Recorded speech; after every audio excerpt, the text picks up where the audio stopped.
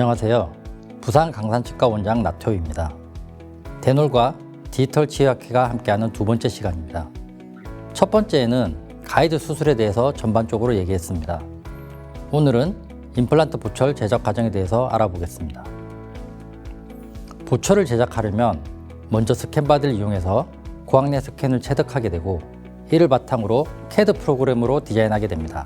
이후 캠 소프트웨어를 이용해서 작업 공정을 제어하는 NC 파일을 생성하게 되고 이 NC 파일을 이용해서 밀링하고 이후 신터링 등의 후처리 과정을 통해 보철을 완성하게 됩니다. 적합도가 좋은 완성도 높은 보철 제작을 위해서는 스캔 데이터의 정밀도, CAD 정밀도, 가공 정밀도 이 모든 과정을 신경 쓰면서 진행해야 합니다. 오늘은 보철을 제작하게 되는 전체 과정과 각각의 과정에서 체크해야 할 포인트들에 대해서 알아보겠습니다. 스캔 시에는 다양한 포인트들을 고려해야 합니다. 스캐너의 심도가 깊은지, 메탈 스캔이 잘 되는지, 스캔할 부위가 스캔이 잘 나올 만한 형상을 하고 있는지 등을 확인해야 합니다. 그리고 스캔 바디가 정밀하게 만들어졌는지, 라이브러리가 정밀한지도 확인해야 합니다. 스캔 바디는 보통 긴 것과 짧은 게 있는데 스캐너의 심도가 높다면 어느 것을 사용해도 무방하나 스캐너의 심도가 낮다면 가급적 길이가 짧은 스캔 바디를 사용하는 걸 추천드리고 메탈 스캔이 잘 되지 않는 경우에는 파우더를 뿌리거나 스캔 바디를 샌드 처리하거나 피크 구조의 스캔 바디를 사용하면 좀 더 도움이 될 수 있습니다. 스캔 시 무착 부위가 길다면 마커를 붙인다든지 가이드나 지그 등을 이용하여 좀 더 복잡한 형상을 만들어 스캔하면 스캔 형상 체득에 유리합니다.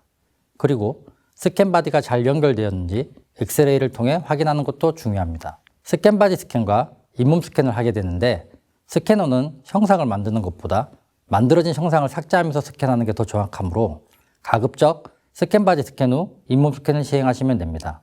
그리고 전치부 등의 심미적인 부위를 제외하고는 아래와 같이 잇몸 스캔은 굳이 체득하지 않고 스캔 바디 스캔을 이용해서 CAD 프로그램에서 잇몸 스캔을 만들어서 진행하는 것도 괜찮은 방법입니다.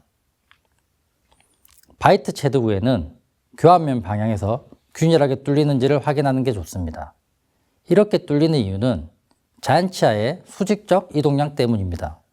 이렇게 해서 스캔 데이터를 체득 후 디자인을 하면 되겠습니다. 참고로 라이브러리 상의 스캔 바디 길이와 실제 스캔 바디의 길이도 차이가 나는 경우가 있으니 체크해 보시면 도움이 되고 스캔 바디 스캔에 잘 정합되는 라이브러리인지 확인하는 것도 중요합니다. 우측 위를 보시면 수평 변이되어 있는 걸 보실 수 있습니다. 이렇게 편의 시 임플란트 픽처의 위치도 같이 편의하게 되므로 확인이 필요합니다. 각 임플란트 업체 및 스캔바디 제조사에서 제공해주는 라이브러리입니다. 중간처럼 스캔바디 형상을 모두 이용해서 라이브러리를 만든 경우도 있고 정함에 방해되는 부위 등을 제거한 라이브러리도 있습니다. 이러한 라이브러리 검증은 모델리스 보철에서 매우 중요한 과정이나 좀 더 복잡한 과정이라 오늘은 생략하겠습니다. 얻어진 스캔 데이터를 이용하여 디자인을 하게 되는데 일반적으로 디자인에 사용되는 프로그램은 이렇게 세 종류가 있습니다. 흰랩은 프라이머리에서 주로 이용하고 주로 치과나 기공소에서는 엑소캐드나 3쉐입의 덴탈 시스템을 이용합니다. 오늘은 이 중 3쉐입의 덴탈 시스템을 기준으로 설명드리겠습니다. 최종 보철이 잘 맞기 위해서는 가공이 이루어질 수 있게 디자인하는 게 중요하며 이는 다양한 파라미터를 조정해서 얻을 수 있습니다. 디자인 시 우리가 조절하는 파라미터 값입니다. CNC 밀링 업체나 항공 밀링기 업체에서 가이드라인을 제시해 주는데 이를 본인의 밀링기나 틀에 맞게 조절하시면 될 것 같습니다. 시멘트 스페이스는 어버트먼트와 크라운 사이의 공간으로 시멘트 갭이나 익스트라 시멘트 갭을 이용해서 조절하고 크라운 내면 상단 부위의 가공 정밀도는 탑 필렛 라디우스를 이용해서 조절하고 숄더 라디우스를 이용해서 어버트먼트의 가공 정밀도를 결정할 수 있습니다. 이러한 가공 부위가 언더밀링, 즉 덜 깎인다면 어딘가에 걸려서 들어가지 않는 경우가 생기므로 잘 체크해야 합니다. 3쉐입 설정창에서 이러한 수치를 조절할 수가 있는데 빨간색은 시멘트 스페이스를 조절하는 부분인데 시멘트 갭, 익스트라 시멘트 갭, 시멘트 갭의 길이 그리고 이 두 갭이 이행되는 부위까지의 길이까지 설정이 가능합니다. 제가 사용하는 수치인데 이 수치가 의미하는 건 마진에서 0.8mm는 시멘 갭을 30마이크로를 주고 나머지 부위는 60마이크로의 갭을 줄 건데 이 30마이크로의 갭과 60마이크로의 갭이 이행되는 부위를 20마이크로로 하겠다는 말입니다. 그리고 초록색 수치는 어버터먼트 마진과 보철물이 이행되는 부위의 적합도에 관련된 수치입니다. 이는 내 밀링기와 버의 컨디션에 따라서 조절해야 하며 여러 수치로 가공의 본인만의 수치를 맞춰가면 되겠습니다. 이러한 파라미터는 처음에 좀 이해하기 어렵지만 밀링을 직접 하는 경우라면 금방 적응하실 수 있습니다. 3쉐입의 덴탈 시스템을 이용해서 디자인하면서 파라미터를 조절하는 법을 알아보겠습니다.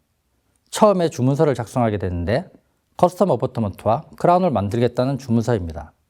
좀 더 자세히 보면 ICMC 스캔바디를 이용해서 스캔을 하였고 오스템 TS 임플란트에 맞는 커스텀 어버터먼트를 만들고 상부에 지르코니아 크라운을 제작하겠다는 주문서입니다. 스캔바디 라이브러리를 이용해서 스캔바디의 정합을 하게 됩니다. 단면 자르기 도구를 이용하면 이렇게 잘 붙었는지 아닌지를 확인할 수가 있습니다. 정합이 의미하는 건 아날로그적으로 생각하면 임프레션 코핑에 랩 아날로그를 연결해서 모델을 만드는 과정이라 생각하시면 됩니다. 스캔바디와 픽처가 연결된 라이브러리를 붙여서 픽처의 위치를 결정하는 겁니다. 즉 이렇게 해서 맨 우측과 같이 스캔바디의 하방에 임플란트를 위치시키고 스캔바디는 사라지는 겁니다. 이후 크라운을 디자인하게 되는데 먼저 치아의 형태와 크기, 마모드를 참고해서 유사한 라이브러리를 먼저 선택 후 치아를 배열하게 됩니다. 그리고 바이트를 조절하게 되는데 전 30마이크로 정도 대합치와 겹치게 하는 편이고 최후방 치아인 경우 좀 더 많이 겹치게 합니다.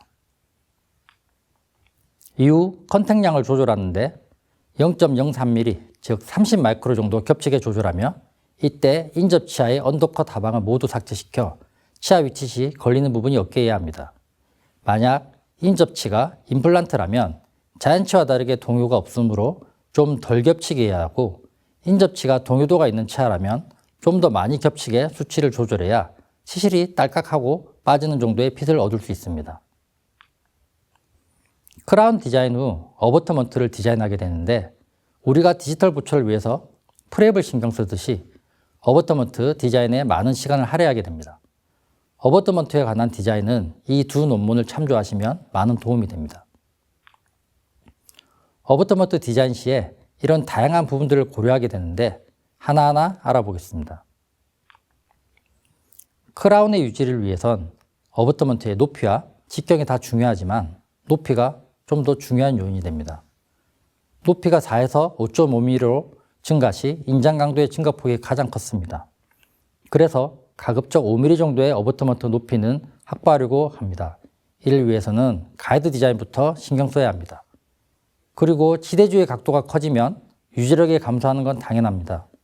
높이가 5mm 이하인 경우 우측처럼 유직으로 부여하기도 하는데 크게 영향은 없어서 저는 만들지는 않습니다.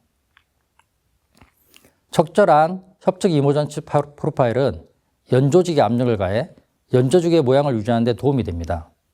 인접치 프로파일이 오버 컨트롤되는 경우 압력에 의해 부정적인 골 소실 반응을 유발할 수 있습니다.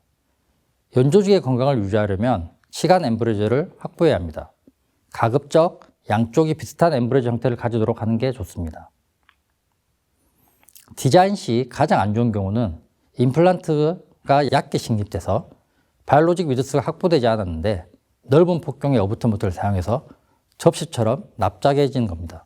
이런 경우에 이모전시 프로파일이 급작스럽게 이행되므로 향후 연조직에 소실이 유발되고 장기적으로 골 소실도 일어나게 됩니다.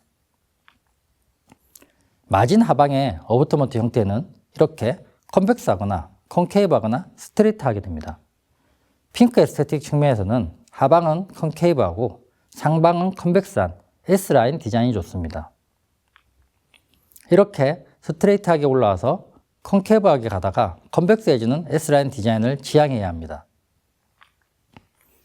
커스텀 디자인 시 드래프트 앵글을 조절하게 되는데 드래프트 앵글은 스캔 라이브러리 및 가공 정밀도를 다 고려해서 크라운은 4도 이상, 브릿지는 5도 정도 주는 게 적절합니다. 드래프트 앵글은 특정 부위의 값은 아니고 전체적으로 숄더 부위와 탑 부위, 그리고 측벽의 각도가 커지면서 둥글둥글해지는 걸 보실 수가 있습니다. 숄더 라디우스는 어버터먼트 밀링 시의 툴과 관련된 수치입니다. CNC의 경우 보통 1.5mm 툴을 사용하므로 반지름인 0.75보다는 크게 해야 합니다. 숄더 라디우스를 낮게 한다면 가공이 거칠어지고 미가공 영역이 생기는 거 우측 상단의 그림에서 확인하실 수가 있습니다. 완만한 형태가 미가공을 예방하면서 리텐션을 확보할 수 있는 가장 이상적인 형태입니다. 이때 R값은 0.8에서 0.9가 좋습니다. 탑필렛 라디우스는 크라운 내면의 가공에 영향을 주는 부위로 크라운 가공 밀링기에 툴의 값보다 크게 해서 미가공이 생기지 않게 좋은 적합이 되게 해야 합니다. 1mm 볼을 사용한다면 0.6 정도, 0.6mm 볼을 사용한다면 0.4 정도 주시면 됩니다. 그리고 숄더 부위가 낮고 날카로우면 미가공 영역이 생기므로 25도 이상으로 디자인하여 가공결이 좋아지게 해야 합니다. 어버터먼트의 길이는 가급적 5mm는 되게 디자인하고 교합면에 굴곡이 있거나 해서 미가공 영역이 생기지 않게 조절하며 마진 하방은 S커버가 돼서 적절한 이모전시 프로파일이 형성되도록 하시면 됩니다. 또한 이렇게 마진 라인에 급격한 변화 시 미가공 영역이 생겨서 크라운이 맞지 않게 되므로 참고하시면 됩니다. 시멘 스페이스를 설정하게 되는데 이렇게 왼쪽과 같이 균일하게 공간이 나오는 게 좋습니다.